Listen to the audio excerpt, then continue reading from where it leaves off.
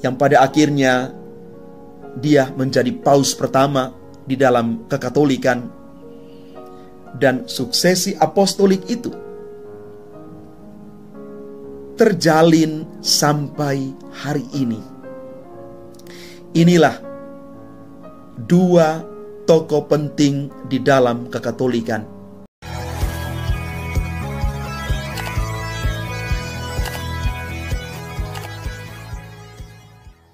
Salam Bapak Ibu, Saudara dan Saudari, sahabat-sahabat garam dunia yang terkasih. Hari ini gereja merayakan Santo Petrus dan Paulus, rasul besar di dalam sejarah gereja. Dalam homilinya pada tanggal 29 Juni 2008, Paus Benediktus ke-16 menegaskan supaya kita belajar dari teladan Santo Petrus dan Rasul Paulus untuk mengutamakan kesatuan dan universalitas dari iman Katolik. Salah satu nilai penting yang mereka berdua letakkan sebagai fondasi gereja adalah nilai unitas dan universalitas, kesatuan sekaligus keterbukaan gereja terhadap segala bangsa. Kita tahu bahwa Santo Paulus terkenal sebagai rasul yang mewartakan Yesus di antara bangsa-bangsa bukan Yahudi, khususnya orang-orang Yunani. Dengan pemahamannya akan budaya dan cara berpikir orang Yunani, Paulus dapat menjelaskan pertanyaan-pertanyaan mendalam mengenai iman yang ada di dalam hati dan pemikiran orang-orang Yunani, lalu membawa mereka ke dalam pemahaman akan Allah. Kita lihat salah satu contoh adalah khotbah Paulus kepada orang-orang di Athena. Kita bisa baca dalam Kisah Para Rasul bab 17 ayat 22 sampai dengan 31. Santo Paulus juga mengeritik sikap orang Yahudi yang menganggap diri mereka lebih tinggi dan menutup hati mereka terhadap bangsa-bangsa lain. Di dalam Kisah Para Rasul bab 13 ayat 44 sampai dengan 49. Dengan karya pewartaannya, gereja dapat berkembang hingga ke Roma. Kesaksiannya juga memegang peranan penting di dalam Konsili Yerusalem. Sementara itu, Petrus sadar bahwa keselamatan dianugerahkan kepada segala bangsa berkat penglihatan yang Allah berikan kepadanya. Penglihatan ini diperkuat lagi lewat perjumpaan Petrus dengan Cornelius, seorang perwira Roma yang juga mendapat penglihatan dari Allah. Dari pengalaman tersebut, Petrus sadar tidak ada orang najis atau tidak tahir karena Allah itu tidak membeda-bedakan orang. Ketika orang-orang Yahudi di Yerusalem mempertanyakan Petrus yang masuk ke dalam rumah orang bukan Yahudi dan makan bersama-sama mereka, Petrus dengan tegas menjelaskan apa yang ia alami, bahwa Allah itu mengaruniakan keselamatan kepada bangsa-bangsa lain juga.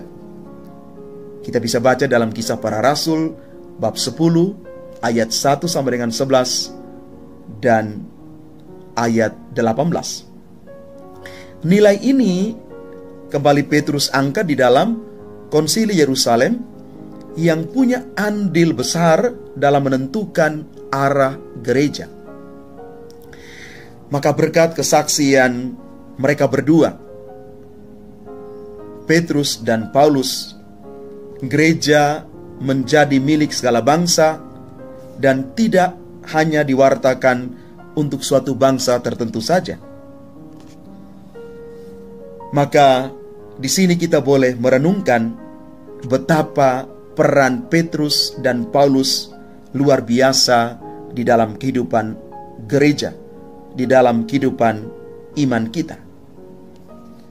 Bapak, Ibu, saudara dan saudari, umat Tuhan yang terkasih, kalau kita membaca dan merenungkan lebih dalam apa yang digambarkan di dalam Injil hari ini, ketika Yesus bertanya kepada para murid, "Menurut kamu, siapakah aku ini?" Simon Petrus mewakili teman-temannya dengan berkata, "Engkau adalah Mesias, Anak Allah yang hidup."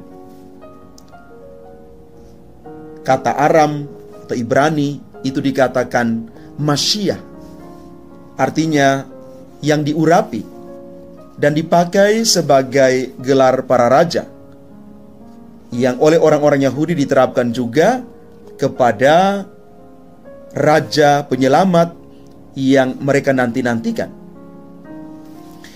Di dalam Perjanjian Lama, istilah anak Allah dikenakan pada orang-orang pilihan Allah yang harus mewakilinya demi keselamatan orang banyak.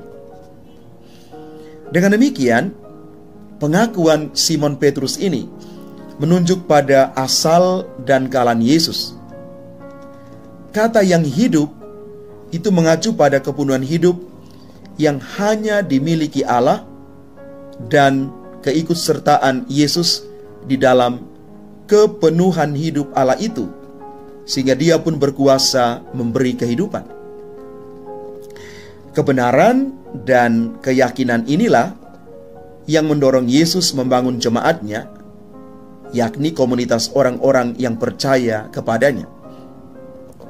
Kepada Petrus diberikan kunci kerajaan surga di bumi ini, yakni kuasa untuk menerangkan hukum Kristus yang membuka jalan bagi manusia untuk beriman dan masuk pintu keselamatan itu.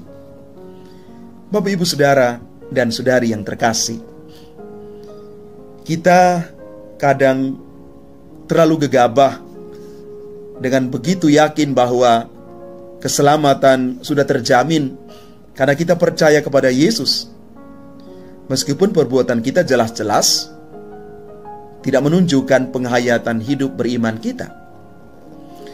Tidak jarang kita pun begitu minim mengenal Yesus, bahkan merasa tidak perlu mengenal dan memahaminya lebih jauh. Mengapa demikian?